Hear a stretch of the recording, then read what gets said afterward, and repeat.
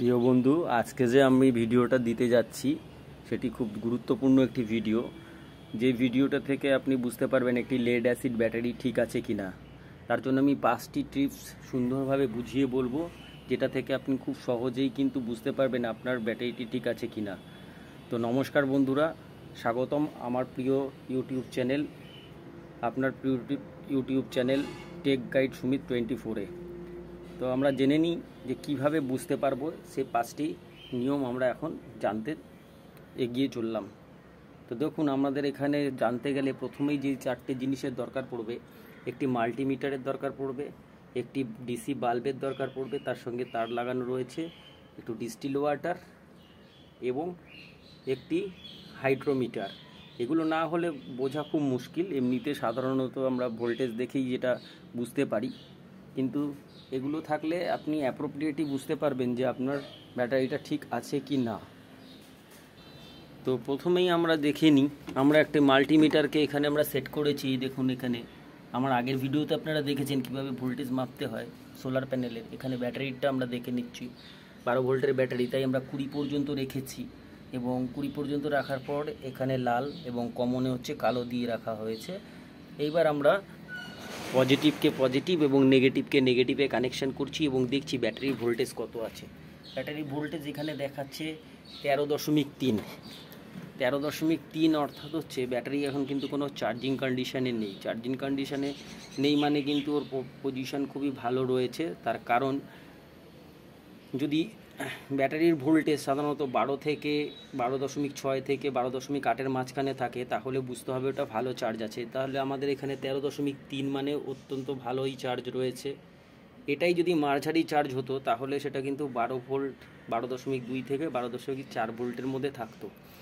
আর যদি ব্যাটারির কন্ডিশন খারাপ হতো তাহলে কিন্তু সেটা 11.8 ভোল্টের আশেপাশে চলে যেত। আর যদি ডিপ ডিসচার্জ হয়ে যায়, তখন তাকে অন্য কিছুর মারফত চার্জ দেওয়ার দরকার পড়ে, তখন কিন্তু সেটা 10.8-এর নিচে চলে যায়। এরপরে যে আমরা পদ্ধতিটা দেখব, তাহলে আমরা দেখে নিলাম যে এখান থেকে আমাদের 13.3 ভোল্ট রয়েছে, কোনো চার্জিং কন্ডিশানে নেই। তো এখান থেকে আমরা বুঝতে পারলাম যে না, ব্যাটারিটা ঠিকঠাকই আছে। আরও কতগুলো জায়গাকে কনফার্ম করার জন্য আমরা দ্বিতীয় পরীক্ষায় চলে যাব, যেটাতে আমরা এই যে হাইড্রোমিটারটিকে ব্যবহার করব।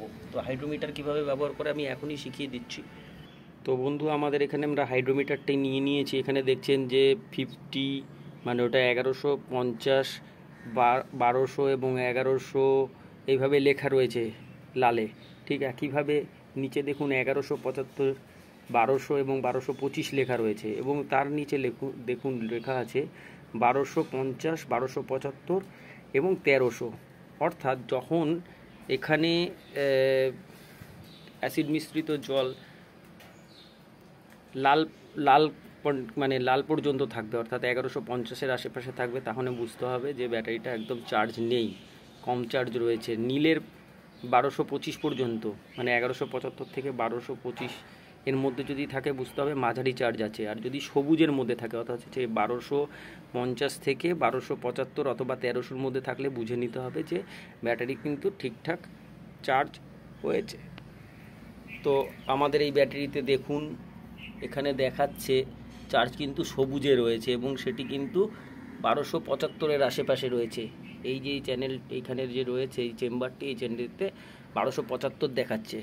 পাশেরটিতে দেখে নিই, পাশেরটিতেও ঠিক একই দেখাবে। আশা করা যাচ্ছে যে এখানেও তাই দেখাচ্ছে 1275। এইভাবে আমরা প্রত্যেকটা এই যে 5খানা যে ছটা যে চেম্বার আছে, 6টা চেম্বারে কিন্তু আমরা দেখে নেব যে কোথায় কি আছে। এখানেও ঠিক সেই 1275 আছে, অর্থাৎ আমাদের ব্যাটারি কিন্তু ফুল চার্জ রয়েছে। এবার যদি কম চার্জ বা মাঝামাঝি চার্জ থাকতো তাহলে কিন্তু এই নীল পোর্শনে থাকতো, এবং যদি আরও কম থাকতো তাহলে কিন্তু এই লালের এখানে কিন্তু আমাদের এই অ্যাসিড মিশ্রিত জলটি উঠে যেত। তো এইভাবে আমরা বুঝতে পারলাম এবং দেখতে পারলাম যে আমাদের ব্যাটারিটা কিন্তু ফুল চার্জ রয়েছে এবং কোনো সমস্যা নেই, ব্যাটারি কিন্তু চার্জ ভালো রয়েছে। দেখুন এইখানটাতে এই যে চেম্বারটা আমরা দেখছি, সেখানেও কিন্তু এই সবুজেই দেখাচ্ছে। তো এইভাবে আমরা কিন্তু দ্বিতীয় পর্যায়ে বুঝতে পারবো যে ব্যাটারি আমাদের ঠিকঠাক আছে কি না।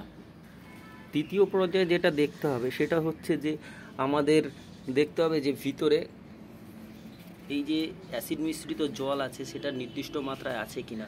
আমি যেহেতু বরাবর এই ব্যাটারিকে দেখাশোনা করি, তাই কোনো সময় জল অ্যাসিড মিশ্রিত জলকে কমতে দিই না, নির্দিষ্ট মাত্রায় এই হাইড্রোমিটারের সাহায্যে কিন্তু আমি জল কিন্তু ওখানে ট্রান্সফার করে দিই। সেজন্য আমরা কিন্তু যে কোনো জল ব্যবহার করব না, এখানে ডিস্টিল ওয়াটার আছে, এই ডিস্টিল ওয়াটার কিন্তু আমরা এখানে ব্যবহার করব। এবং যেটা কথা বলার সেটা হচ্ছে যে যখন চার্জটা বেশি থাকবে তখনই কিন্তু আপনারা ডিস্টিল ওয়াটারকে ব্যবহার করবেন। যখন ব্যাটারি চার্জ কম থাকবে, গ্র্যাভিটি কম থাকবে, অ্যাকচুয়ালি এটা দিয়ে তো আমরা গ্র্যাভিটি মেপেছি, তো গ্র্যাভিটি যখন ব্যাটারির কম থাকবে তখন কিন্তু আপনারা ওইখানে কিন্তু ডিস্টিল ওয়াটার দেবেন না, যখন চার্জ বেশি থাকবে তখন দেবেন।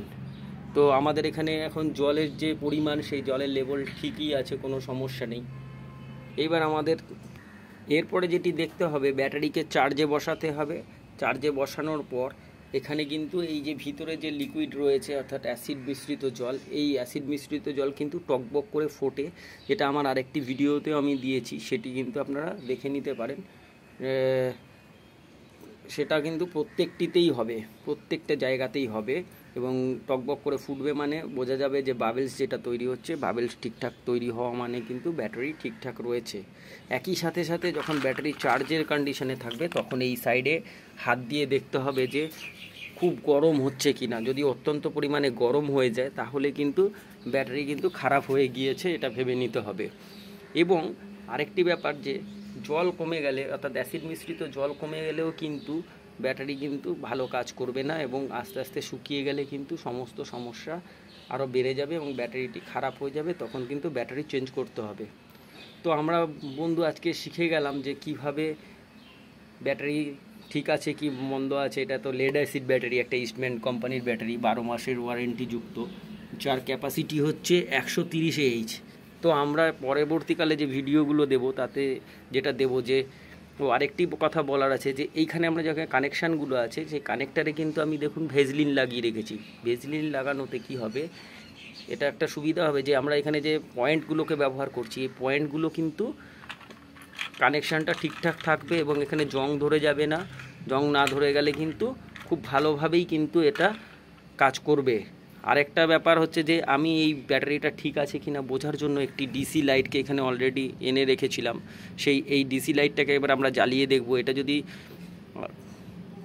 5-7 মিনিট রাখার পরও দেখা যাচ্ছে যে আমার 13.3-এর আশেপাশে, যেহেতু আমি 13.3 ভোল্টেজ পেয়েছিলাম, সেটাই থেকে যায় বা তার থেকে একটু কমে, তাহলে বুঝে যাব যে আমার ব্যাটারি ঠিক আছে, কোনো সমস্যা নেই। তো আমরা একবার চেক আপ করে নিই কী কন্ডিশন হয়। তো বন্ধু আমরা এখন লাইটটা জ্বালিয়েছি এবং দেখছি, এখানে দেখে নিন, এখানে কিন্তু আমরা পজিটিভে পজিটিভ এবং নেগেটিভে নেগেটিভ লাগিয়েছি এবং জ্বালিয়েছি।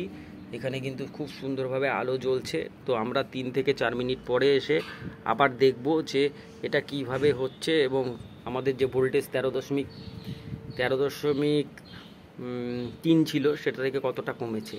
তো আমরা ওয়েট করছি। তো বন্ধু প্রায় 20 মিনিট হয়ে গিয়েছিল, আমি একটু কাজে ব্যস্ত ছিলাম সেই কারণে।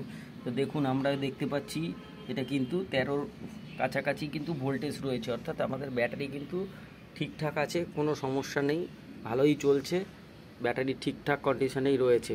তো আপনাদের কাছে জানতে চাই আপনাদের ব্যাটারিগুলো কীরকম কী কন্ডিশন আছে। আপনাদের যদি কোনো কমেন্টস থাকে সেই কমেন্টসও জানাতে পারেন। আর আপনাদের যদি ভিডিও ভালো লাগে অবশ্যই কিন্তু লাইক এবং শেয়ার করবেন, কারণ প্রত্যেক দিন এইসব নতুন ভিডিও দেয়া চলছে। তো আপনাদের সুবিধার্থে আমি চাইবো যে আপনারা লাইক এবং শেয়ার করবেন। কোনো সমস্যা থাকলে সেই সমস্যা জানাতে পারেন, আমি যথাসাধ্য চেষ্টা করব আপনাদের সেইগুলোর উত্তর দেবার। বন্ধু তাহলে আমরা যদি এখন রিক্যাপ করি যে আমরা কি শিখলাম, তাহলে আমরা দেখব যে যদি ব্যাটারি ঠিকঠাক থাকে তাহলে ভোল্টেজটা মোটামুটি ঠিক থাকবে। ভোল্টেজ ঠিক থাকবে মানে হচ্ছে যে 12.8-এর আশেপাশে বা তার থেকে বেশি থাকবে। চার্জটা অনেকক্ষণ ধরে চার্জটা অনেকক্ষণ ধরে রাখবে, গরম হবে না। হাইড্রোমিটারের যে হাইড্রোমিটার বা হচ্ছে স্পেসিফিক গ্র্যাভিটি মিটারে সবসময় মান সমান হবে, অর্থাৎ সবসময় কিন্তু সেটা 12-র আশেপাশে বা 12 থেকে বেশি থাকলেই ভালো থাকলো। এবং আরেকটা জিনিস যেটা বলার যে যদি ব্যাটারি খারাপ থাকে তাহলে কিন্তু ভোল্টেজ সবসময় কম থাকবে। আর এই জায়গাগুলোর কিন্তু মান কিন্তু কম বা বেশি হবে। কম বা বেশি হবে মানে হচ্ছে গ্র্যাভিটি কম বা বেশি দেখাবে আর চার্জ তাড়াতাড়ি করে ফুরিয়ে যাবে, খুব গরম হয়ে যাবে, সেলগুলো থেকে গ্যাস বা অ্যাসিড লিক করবে। এইগুলো থেকেই কিন্তু আমরা বুঝতে পারবো ব্যাটারি ঠিক আছে কি না। তো যাই হোক, আপনাদের কেমন লাগলো ভিডিও সেই বিষয়ে যথেষ্ট ভালো মতামত দেবেন, খারাপ লাগলে সেটাও বলবেন। এবং আরেকটা ব্যাপার হচ্ছে যে ভবিষ্যতে কীভাবে ব্যাটারি ব্যবহার করলে ব্যাটারিগুলো খারাপ হয়ে যায় সেই বিষয়ে ভিডিও দেব। আশা করি সেই ভিডিও আপনাদের ভালো লাগবে। নমস্কার বন্ধু, সকলে ভালো থাকবেন।